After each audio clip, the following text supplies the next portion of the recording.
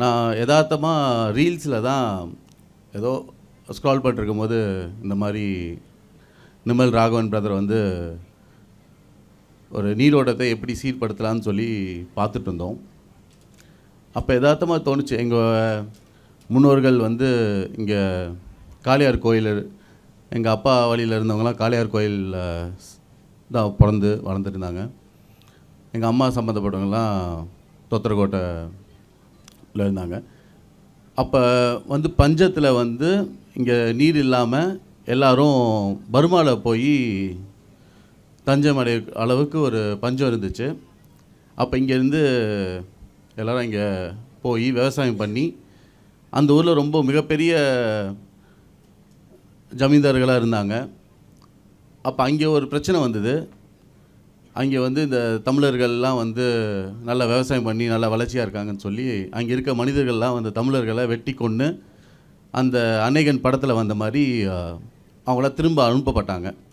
அப்போ திரும்பி நம்ம ஊருக்கே நம்ம ஒரு அகதிகளாக வந்து திரும்பி இங்கேருந்து அந்தமானுக்கு போய் ரப்பரில் தோட்டத்தில் வேலை செஞ்சு, ஸோ அங்கேருந்து அதுக்கப்புறம் சில பேர் கோயம்புத்தூர் போய் சில மெட்ராஸ் போய் பிழைக்கிறதுக்காக அகதிகளாக நம்ம ஊர்லேயே நம்ம வாழக்கூடிய சூழ்நிலை வந்துச்சு. இதோட ஏன் எங்கே ஆரம்ப புள்ளின்னு பார்த்திங்கன்னா நீர்.